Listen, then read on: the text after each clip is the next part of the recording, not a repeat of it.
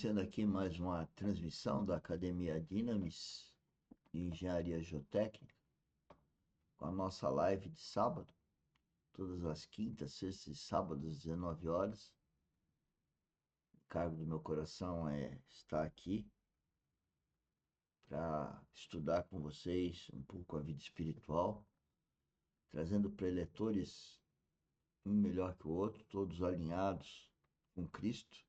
Não é religião, é vida espiritual. E o título desse sábado é Evidências de um Verdadeiro Despertamento Espiritual, com o Rodrigo Abarca. Canal YouTube Só Palavra. Isso está na nossa playlist D744.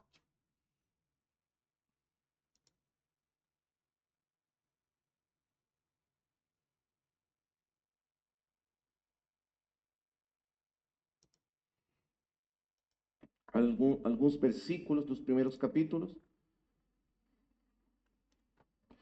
Mas antes vamos fazer mais uma oração ao Senhor. Amado Pai Celestial, somos muito gratos por estarmos juntos nesses dias, na Tua presença. Muito gratos de estarmos reunidos no nome do Teu Filho Santo Jesus e de sermos ajuntados para ouvir a Tua palavra, ouvir a Tua voz, porque o nosso coração precisa desesperadamente de ouvir a Tua voz e ser conduzido à Tua vontade perfeita para nós. Que Teu Espírito venha nos falar, venha nos conduzir, venha abrir os nossos olhos, os olhos do nosso coração, do nosso entendimento, trazer a Tua palavra para produzir vida nos nossos corações, segundo a Tua vontade, segundo o Teu propósito, porque nós todos estamos esperando a vinda do nosso bendito Rei Jesus Cristo. Se seja, Pai, no nome do Teu amado Filho Jesus. Amém. Vamos ler no capítulo 1, alguns versículos. Primeiro, capítulo 1, versículo 4 e 5. Versículos 4 e 5 do capítulo 1 de Atos. Diz assim: E, estando reunido com eles, eu estou lendo a versão Reina Valera em português, não? Pode ser diferente as versões que vocês têm aí. E, estando reunido com eles, mandou-lhes que não saíssem de Jerusalém, mas que aguardassem ou esperassem a promessa do Pai, a qual disse ele: ouvistes de mim. Porque João, na verdade, batizou com água, mas vós sereis batizados com o Espírito Santo não muito depois destes dias. Versículo 8. Mas recebereis poder quando descer sobre vós o Espírito Santo, e sereis minhas testemunhas em Jerusalém, em toda a Judeia, em Samaria e até as regiões mais distantes da terra. Capítulo 2, versículo 1. Capítulo 2, versículo 1. Quando chegou o dia de Pentecostes, estavam todos reunidos no mesmo lugar. E de repente veio do céu um som, como de um vento impetuoso, que soprava e encheu toda a casa onde estavam assentados. E lhes apareceram línguas como de fogo, que, repartindo-se, pousaram sobre cada um deles. Todos foram cheios do Espírito Santo e começaram a falar em outras línguas, segundo o Espírito lhes concedia que falassem. Agora, o discurso de Pedro, a pregação de Pedro, explicando o que aconteceu, o que tinha acontecido nesse momento. Alguns versículos, capítulo 2, versículo 16. Mas isto é o que foi dito pelo profeta Joel. E acontecerá nos últimos dias, disse Deus, que derramarei do meu espírito sobre toda a carne. Versículo 32. Varões israelitas, ouvi estas palavras.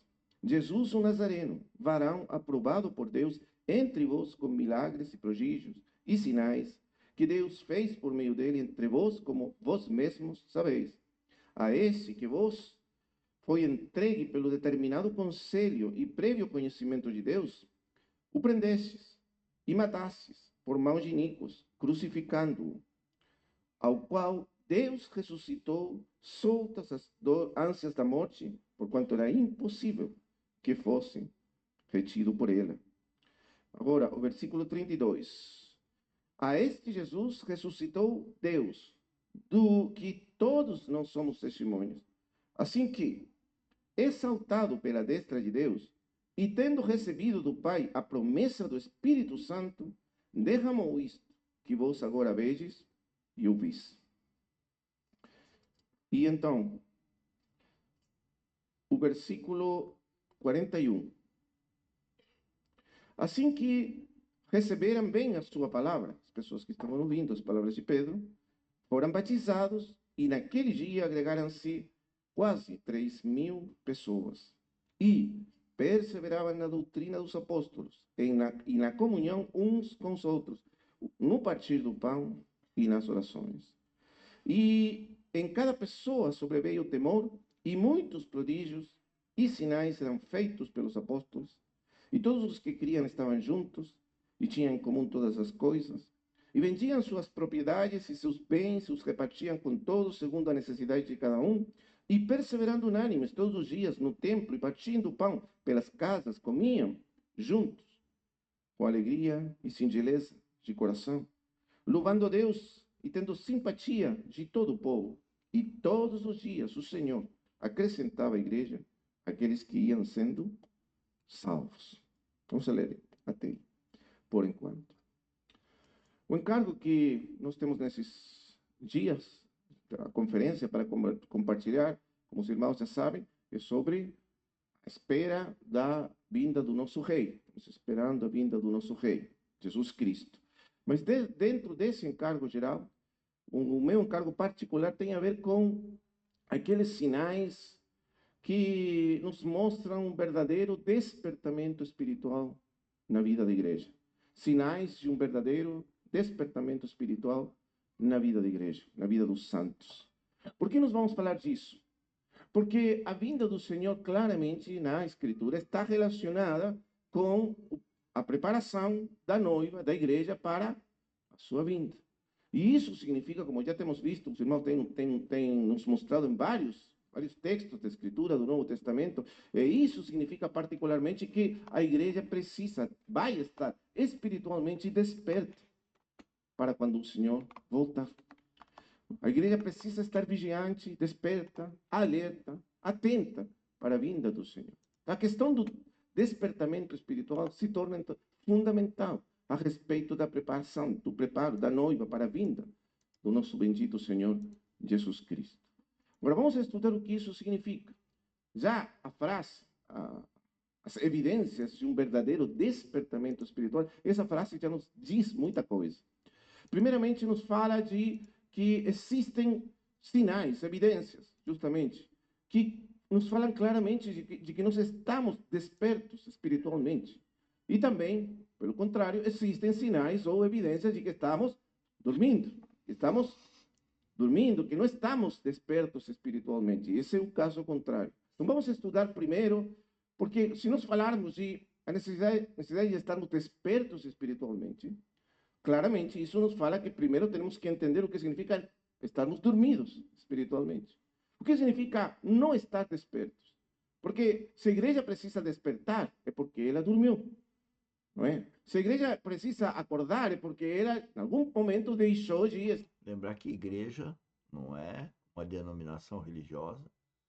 Igreja não é um local, um endereço, uma edificação. Igreja é orgânica e é o corpo de Cristo, é orgânico.